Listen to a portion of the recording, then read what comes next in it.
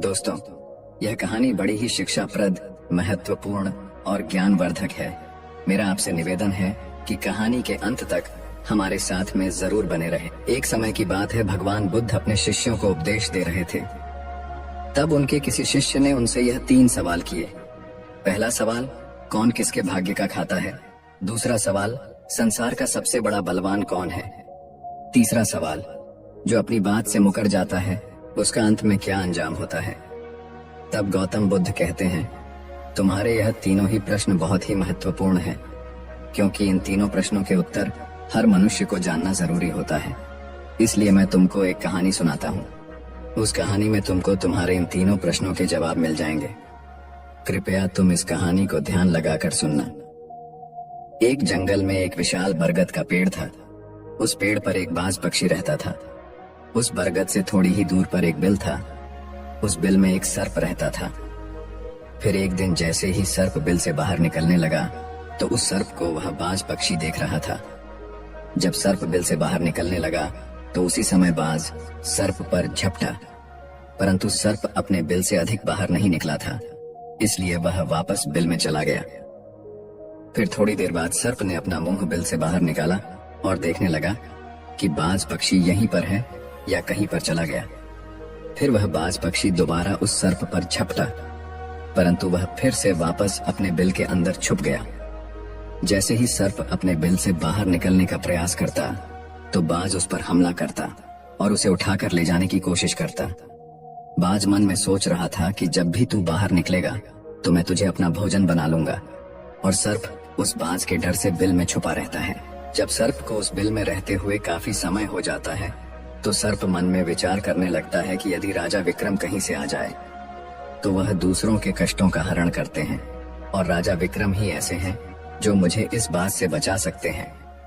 राजा विक्रम को याद करता हुआ सर्प उस बिल में छुपा रहता है, और जो भी उस मार्ग से निकल कर जाता तो उससे सर्प कहता कि भाई, कोई मेरी बात राजा विक्रम तक पहुंचा दो, या मुझे राजा विक्रम से मिला दो तो मैं उसका जीवन भर एहसानमंद रहूंगा। फिर एक दिन राजा विक्रम, जो दूसरों के दुखों को दूर करते थे, वह जंगल में जा रहे थे और उसी मार्ग से निकल कर जा रहे थे। तभी सर्प को पता चला कि रास्ते से कोई जा रहा है, तो वह सर्प बिल के अंदर से ही कहने लगा, भाई, कोई मुझे राजा विक्रम से मिला दो तो मैं उसका जीवन भर एहसानमंद रहूंगा। यह बात जब राजा विक्रम ने सुनी तो राजा विक्रम कहने लगे, क्यों भाई, आपको राजा विक्रम से क्या काम है? तब सर्प कहने लगा, देखो भाई, राजा विक्रम दूसरों के दुखों का हरण करते हैं और मैं बहुत दिनों से इसी बिल में पड़ा हुआ हूँ। मैं बहुत दुखी हूँ। जब मैं इस बिल से बाहर निकलता हूँ तो इस वृक्ष पर एक बाज पक्षी का निवास है, और वह बाज मुझ पर उसी समय हमला करता है। इसलिए मैं इस बिल से बाहर नहीं निकलता हूँ और ना ही मुझे कुछ खाने को मिलता है। मैं ऐसे ही इस बिल में पड़ा हुआ हूँ, ऐसे ही अपना जीवन व्यतीत कर रहा हूँ। राजा विक्रम कहने लगे कि हे सर्पराज, मैं ही राजा विक्रम हूँ, बताओ तुम्हारे कष्ट का निवारण कैसे करूं? तब सर्प कहने लगा, हे महाराज, जैसा आपको उचित लगे वैसा ही कीजिए, लेकिन मेरा इस बात से पीछा छुड़ा दीजिए, नहीं तो यह एक दिन मुझे मार डालेगा।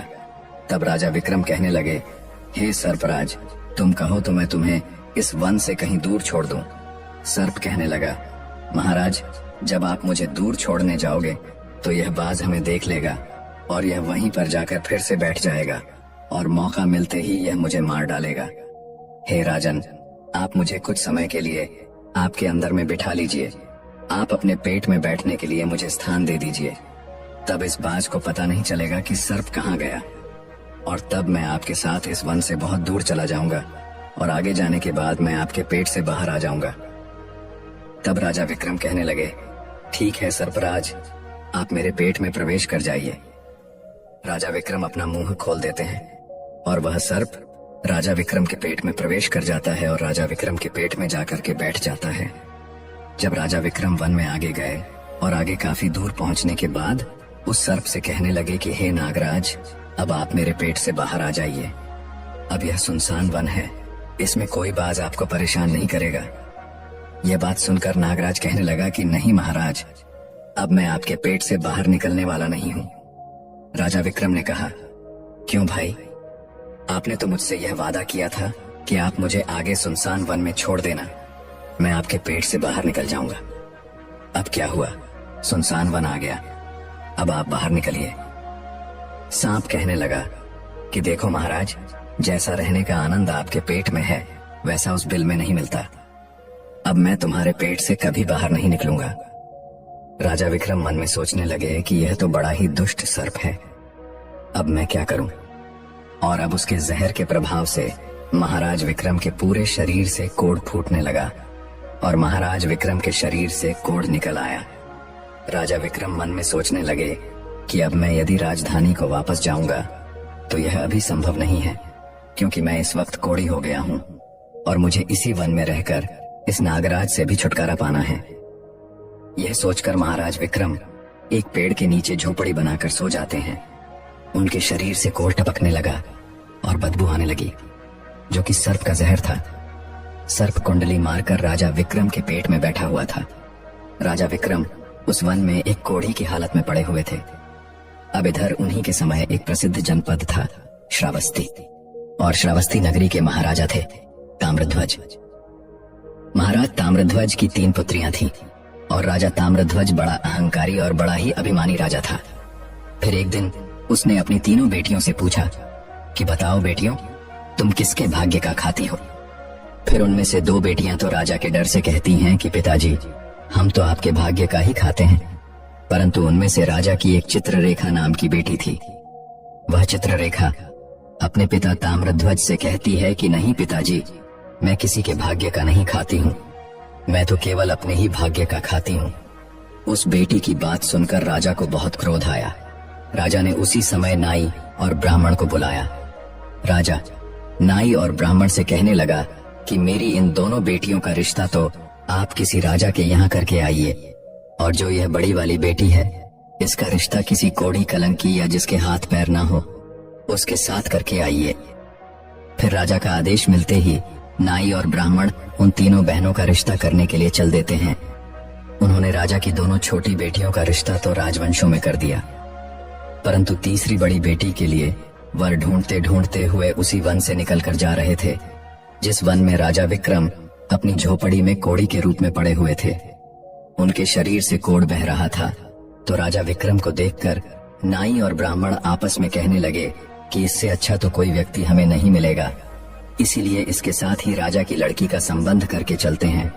फिर राजा विक्रम के साथ नाई और ब्राह्मण ने राजा ताम्रध्वज की लड़की चित्ररेखा का विवाह तय कर दिया, और राजा ने भी बहुत जल्दी ही चित्ररेखा को उस वन में ले जा करके वहीं उस कोढ़ी राजा विक्रम के साथ उसका विवाह संपन्न कर दिया।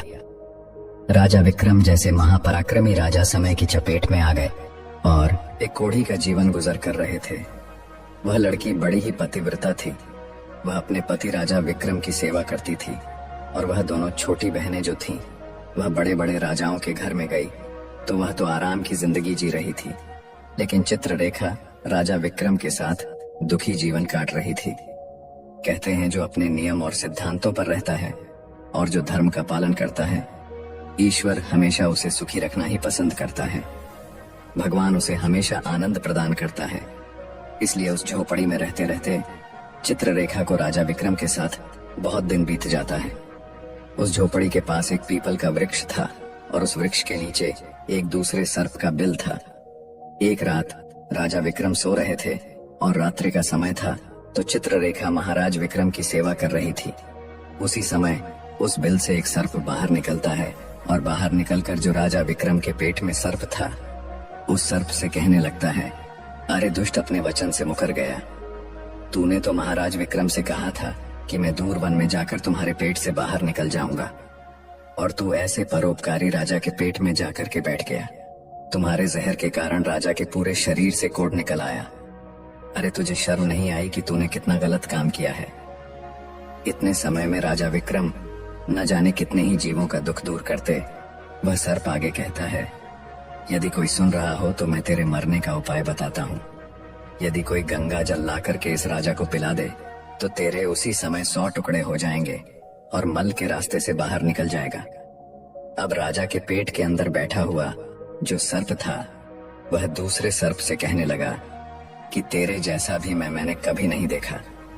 धन के खजाने पर कुंडली मारकर बैठा है, यदि यह धन मानव समुदाय के कल्याण के लिए लगाया जाता तो इससे न जाने कितने मानवों का भला होता। मैं भी तेरे मरने का उपाय बताता हूँ। यदि कोई सुन रहा हो तो कोई एक पीपा तेल गर्म करके तेरे बिल में डाल दे तो उसी समय तू नष्ट हो जाएगा, और इस बिल वाले स्थान की खुदाई करेगा तो यहाँ पर अपार धन संपत्ति निकलेगी। उस बात को चित्ररेखा बड़े ध्यान से सुन रही थी। चित्ररेखा के मन में विचार आया कि यह राजा विक्रम है और इनके पेट में एक सर्प बैठा हुआ है, इस कारण महाराज के शरीर से कोढ़ निकल रहा है। तो वह बेचारी चित्ररेखा एक ऋषि के आश्रम पर पहुंचती है और उन ऋषि से अनुरोध करती है कि महात्मा, मुझे एक गिलास गंगा जल की आवश्यकता है। ऋषि ने कहा, बेटी तुम कौन हो और गंगा जल का क्या करेगी? तो वह चित्ररेखा कहने लगी कि हे मुनिवर, मैं राजा ताम्रध्वज की बेटी चित्ररेखा हूँ और मेरे पति के लिए मुझे दवा के रूप में गंगा जल चाहिए। उस ऋषि ने उसे एक गिलास गंगा जल दे दिया। अब चित्ररेखा गंगा जल लेकर जल्दी ही महाराज विक्रम के पास पहुंच गई और पहुंचकर महाराज विक्रम से कहने लगी कि महाराज, यह दवाई है, आपके कोढ़ को सही करने के लिए आप इसे ग्रहण कीजिए। राजा विक्रम उस गंगा जल को पी गए और जैसे ही राजा विक्रम ने उस गंगा जल का पान किया तो उस सर्प के उसी समय 100 टुकड़े हो गए। जो सर्प पेट में था वह सर्प नष्ट हो गया। वह धीरे धीरे राजा के शरीर से मल के रास्ते से बाहर निकल आया। अब तो राजा का कोढ़ भी धीरे धीरे सही होने लगा और कुछ ही दिनों में राजा का कोढ़ बिल्कुल ठीक हो गया। राजा का पूरा उपचार हो गया। राजा पहले की तरह स्वस्थ हो गए। फिर एक दिन राजा विक्रम से चित्ररेखा कहने लगी, हे महाराज, मैं एक स्त्री हूँ, इसलिए शहर में नहीं जा सकती हूँ। आप शहर में जाइए और एक तेल का पीपा लेकर आ जाइए। राजा विक्रम कहने लगे कि चित्ररेखा, उस तेल का तुम क्या करोगी? चित्ररेखा ने कहा, महाराज, आप पहले तेल का पीपा लेकर आइए, फिर मैं आपको बताऊंगी। फिर चित्ररेखा की बात सुनकर राजा विक्रम बाजार में जाते हैं और वहां से एक तेल का पीपा लेकर आते हैं। फिर चित्ररेखा वहां आग जलाती है और उस आग पर उस तेल को गर्म करती है और गर्म करके उस सर्प के बिल में खाली कर देती है। जैसे ही उस बिल में वह गर्म तेल डाला गया तो सर्प की मृत्यु हो गई। तब राजा विक्रम से चित्ररेखा कहने लगी कि महाराज, अब इस स्थान को खोद दीजिए। तब फिर राजा विक्रम ने जब उस स्थान की खुदाई की तो वहां से अपार धन संपत्ति निकली। चित्ररेखा कहने लगी, महाराज देखिए, मैं जानती हूँ कि आप जय नरेश राजा विक्रम हैं, परंतु मेरे पिता ने मेरा अपमान किया है और मुझे एक कोढ़ी को दिया था, परंतु मैं मेरे भाग्य का खाती हूँ, इसलिए इसी स्थान पर मेरे पिता का जो महल है उससे अच्छा महल बनना चाहिए। राजा विक्रम कहने लगे, चित्ररेखा, तुम कैसी बातें कर रही हो? हम नरेश हैं, भला यहाँ पर महल क्यों बनाएंगे? आप उज्जैन नगरी को चलिए। परंतु राजा विक्रम के कहने पर भी चित्ररेखा नहीं मानी। फिर राजा विक्रम ने उस वन में एक शानदार महल का निर्माण करवाया। इस संसार में सबसे बलवान समय होता है और कोई बलवान नहीं होता है। जिसका समय अच्छा होता है वह आगे बढ़ता रहता है और जिसका समय खराब हो जाता है, जिसका समय विपरीत होता है, वह पतन की ओर अग्रसर हो जाता है। फिर राजा ताम्रध्वज पर एक दूसरा राजा आक्रमण कर देता है और उस आक्रमण में ताम्रध्वज पराजित हो जाता है और राजा ताम्रध्वज अपने परिवार सहित प्राण बचाने के लिए उसी वन में पहुंच जाता है। जब वन में राजा भूखा प्यासा भटक रहा था, फटे हुए वस्त्र और भूख से पीड़ित और प्यास से राजा का गला सूखा जा रहा था, तो राजा घूमते घूमते उस चित्ररेखा और राजा विक्रम के महल के नजदीक से गुजरता है। तो चित्ररेखा अपने पिताजी को पहचान जाती है। चित्ररेखा ने अपने एक सेवक को भेजा और सेवक भेजकर महाराज ताम्रध्वज, जो कि एक फटी हुई हाल में थे, उनके पास वस्त्र नहीं थे, उन्हें बुलवाया। ताम्रध्वज ने सोचा कि यह न जाने कौन है और हमें क्यों बुला रही है। जब राजा ताम्रध्वज उस लड़की के पास पहुंचे तो लड़की को पहचान लिया। चित्ररेखा ताम्रध्वज से कहने लगी कि पिताजी, मैं वही चित्ररेखा हूँ और मैं आपसे यह कहती थी कि मैं मेरे भाग्य का खाती हूँ। देखिए, मैं मेरे ही भाग्य का खाती हूँ, आपके भाग्य का नहीं खाती हूँ। आपने मुझे एक कोढ़ी को दिया था, परंतु मेरे भाग्य में तो एक सम्राट लिखा था। देखिए पिताजी, मैं उज्जैन नरेश राजा विक्रम की पत्नी हूँ। राजा ताम्रध्वज मन में विचार करता है और अपनी उस लड़की से अपने अपराध के लिए क्षमा मांगता है। इस संसार में सबसे बड़ा बलवान समय है और हर कोई व्यक्ति किसी दूसरे के भाग्य का नहीं खाता है। हर कोई यह सोचता है कि यह मेरे भाग्य का खा रहा है, लेकिन नहीं, कोई किसी के भाग का नहीं खाता है। जो कोई खाता है वह अपने भाग्य का ही खाता है। हर दाने दाने पर खाने वाले का नाम होता है। आप यह ना सोचे कि हम किसी को खिला रहे हैं। आप किसी को खिलाने वाले कौन होते हैं? इस संसार को खिलाने वाला तो एक ही है, और वह है परमेश्वर।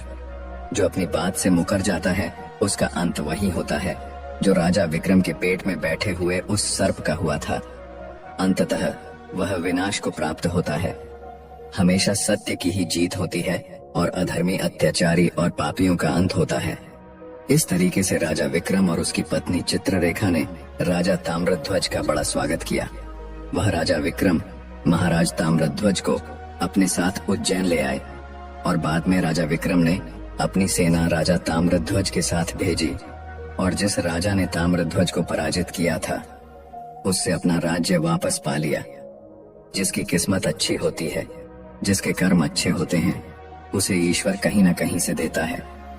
हम और तुम तो अपने परिवार का पालन करने में भी हिचक जाते हैं, लेकिन इस संसार का पालन करने वाले को देखिए, वह पूरे संसार का हर जीव जंतुओं का ध्यान रखता है।